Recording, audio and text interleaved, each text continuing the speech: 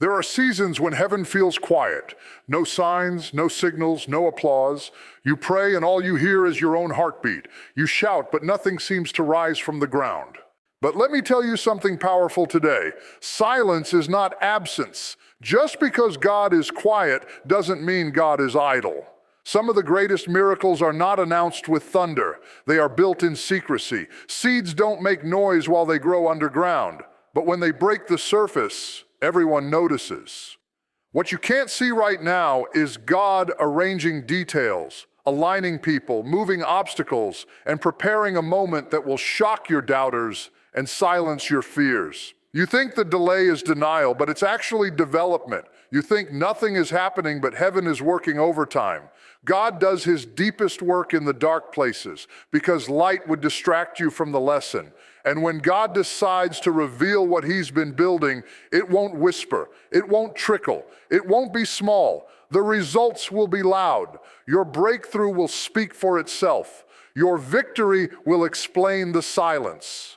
And what God is preparing in secret will make public what faith looks like under pressure. So don't quit in the quiet. Don't doubt in the delay. Stand firm because God is working even now. There are moments in life when the silence feels unbearable. You pray and hear nothing. You cry and feel no immediate comfort. You stand on faith, but the ground beneath you feels unchanged. And in those moments, the enemy whispers a lie into your mind. God has left you. But hear me clearly today. Silence is not abandonment. Silence is not rejection. Silence is not proof that God has turned his back on you. Silence is often the sound of God working behind the scenes where you cannot interfere, interrupt, or rush the process. When God goes quiet, it does not mean he has stepped away. It means he has stepped into his workshop. And workshops are not places of applause. They are places of precision. They are messy. They are hidden. They are filled with tools, pressure, noise you cannot hear from the outside. A master craftsman does not explain every move while shaping a masterpiece. He focuses, he measures, he cuts, he refines. And God, the ultimate creator, knows that if he explained everything he was doing, it would overwhelm you, distract you, or tempt you to quit too early. You see, if God showed you every detail of what he is arranging, you would try to control it. If he revealed every step, you would rush the timing. If he announced every move, you would depend on information instead of faith. So God works in silence, not to punish you, but to protect the process. Because some blessings are too heavy to be carried by immature faith. Some doors require strength before access. Some victories demand preparation before manifestation. Think about it. The most critical moments of growth in your life happened quietly. No one clapped when you learned how to survive pain. No one celebrated when you learned how to forgive. No one applauded when you chose obedience over convenience. Those changes happened in private, in tears, in prayer, in confusion, in moments when you didn't even realize God was shaping you. Yet those quiet moments built the strength you stand on today. God's silence is often his strategy. He is working in places you cannot reach, changing hearts, redirecting paths, closing doors that would destroy you later, and opening doors that require perfect timing. While you are asking for answers, God is building endurance. While you are asking when, God is developing who. Because if he gives you the blessing before he builds the character, the blessing will break you. And let's be honest, sometimes God is silent because if he spoke too soon, you would walk away. You would quit because the process looks harder than the promise. You would give up because the journey seems longer than you expected. So God keeps working quietly, strengthening you little by little, day by day, until you are ready to stand in what you asked for without falling apart. Do not confuse God's silence with inactivity. Heaven is never idle. While you sleep, God works. While you wait, God moves. While you feel forgotten, God is arranging a future you cannot yet see. The delay you hate may be the protection you don't recognize. The quiet you fear may be the setup for a breakthrough that requires precision, not speed. Remember this, seeds grow in silence. Roots form in darkness. Foundations are laid underground, and anything that lasts must be built before it is seen. If God exposed everything too early, the pressure would crush it. So he hides it, he shelters it, he allows it to grow where no one can criticize it, rush it, or destroy it. Your life right now may feel like nothing is happening, but something is forming, something is aligning, something is being strengthened. And one day you will look back at this quiet season and realize it wasn't empty. It was essential. God was not absent. He was intentional. He was shaping you for a level of purpose that requires patience, trust, and unwavering faith. So stay still in the silence. Stay faithful in the waiting. Stay obedient when there is no applause. Because when God finishes his work in secret, he will reveal it in power. And when he brings it to light, you will understand why he could not explain it to you along the way. There is a moment in every faith journey where waiting starts to feel like wasting time. You've been praying, believing, standing, trusting, and still nothing changes. Days turn into months, months stretch into years, and quietly a question rises in your heart. If God really planned this, why is it taking so long? But hear this truth today with clarity and power. Delay is not denial. Delay is preparation for a greater reveal. God is never late. He does not work by your clock, your calendar, or your comfort. He works by purpose, and purpose demands timing. What feels like delay to you is God refusing to release something before it can fully survive the weight of destiny. Because if God rushed the blessing would outrun your maturity. If he hurried the promise would collapse under pressure.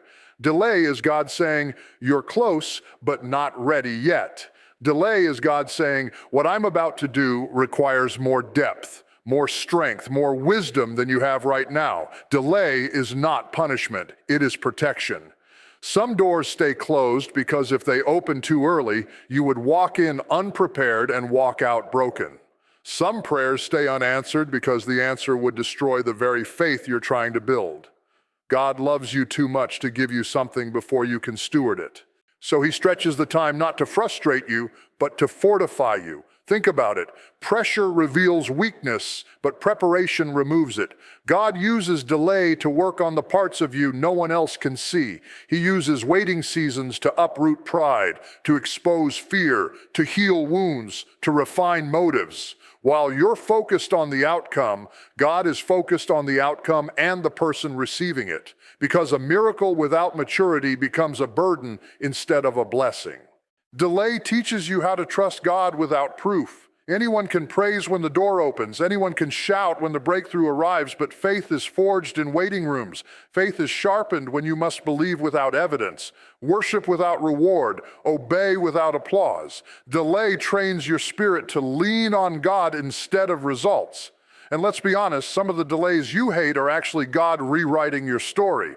You thought you were waiting on God, but God was waiting on you to let go of what no longer fits where you're going. You wanted him to move faster, but he was slowing you down to redirect you, because if he let you arrive too soon, you would settle for less than what he intended. Delay creates hunger. Delay creates humility.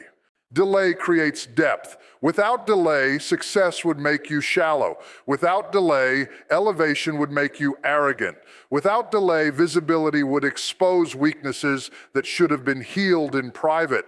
God delays because he is kind. He delays because he is wise. He delays because he sees the full picture, not just the next step. And here's the part you need to hear clearly. The longer the preparation, the greater the reveal. God does not waste time.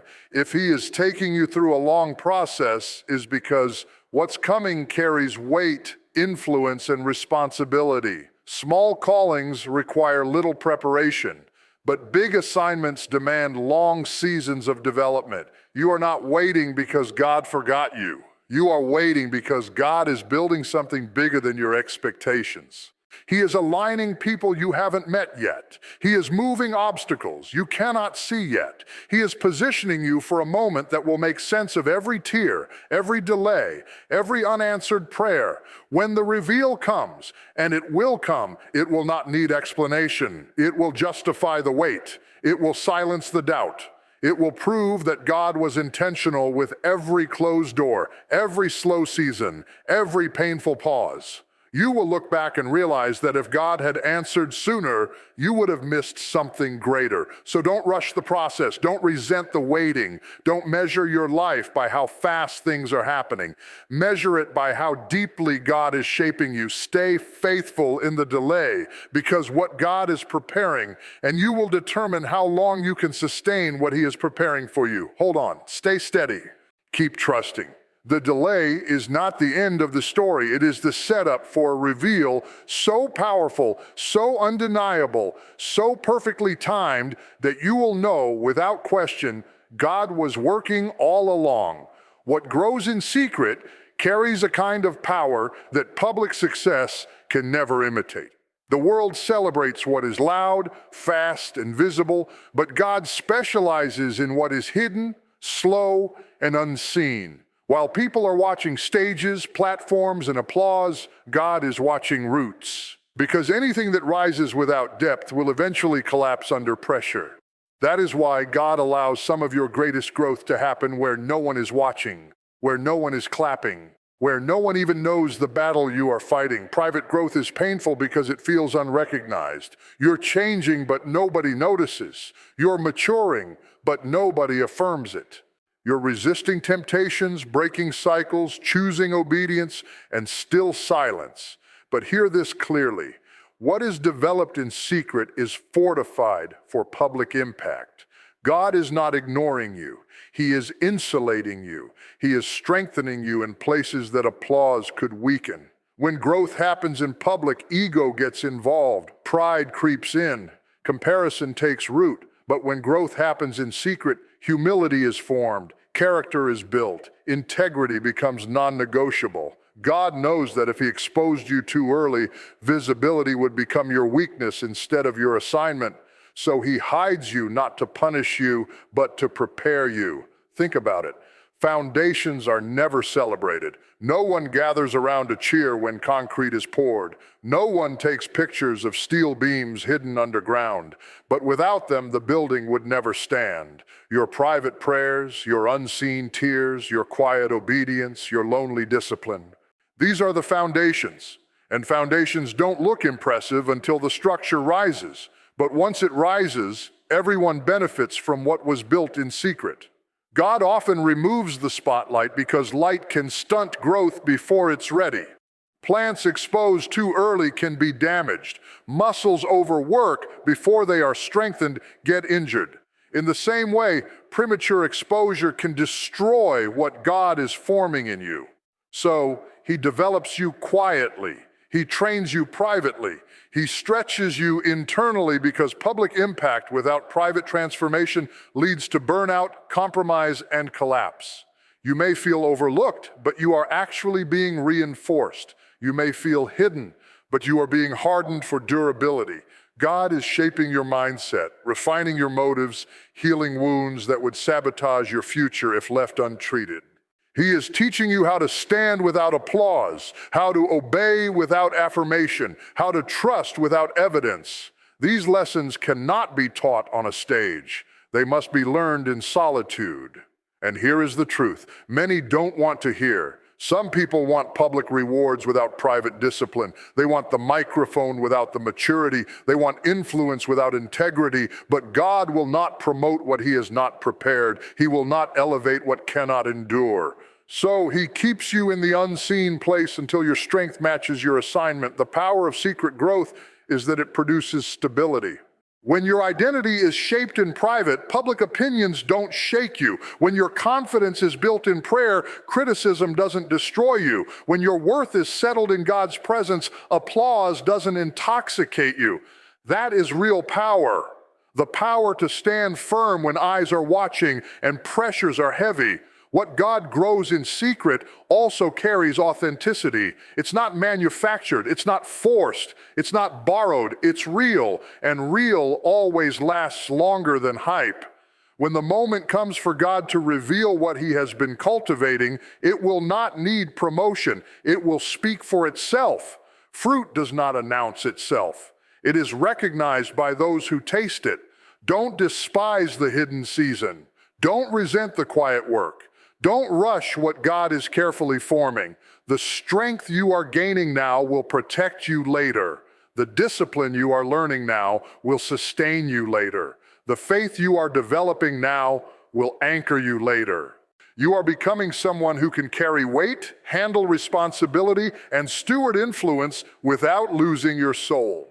One day, what God built in silence will stand in strength. What He shaped in darkness will shine with clarity, and people will see the result without understanding the process. They will call it sudden, but you will know it was slow. They will call it luck, but you will know it was obedience. They will call it favor, but you will remember the hidden tears, the lonely prayers, the unseen battles. So keep growing where you are. Keep trusting when no one notices. Keep obeying when there is no reward, because what grows in secret does not just rise, it endures. And when God decides to reveal it, the power behind it will prove that nothing was wasted, nothing was delayed, and nothing was done without purpose. Faith is tested in the quiet moments. When evidence seems absent, when circumstances scream impossible, and when every visible sign suggests failure, it is easy to have faith. When everything is going your way, when the doors are opening, the money is flowing, and the people are supporting you, that is not faith, that is convenience. True faith is proven when there is no evidence. True faith is forged when hope is all you have left. True faith is practiced in the darkness, the waiting room, the storm, and the silence, because it is then that the heart's allegiance is revealed. Faith is not blind. Faith is informed by trust in a God who has never failed you. Faith is a choice to stand firm on the promises of God. Even when your eyes cannot see the outcome, it is choosing to obey, to persevere, to believe, and to hope when logic and circumstances scream, quit. The most remarkable breakthroughs are always preceded by seasons that demand faith without visible proof. These are the moments that separate the committed from the casual, the resilient from the weak, the victorious from the defeated.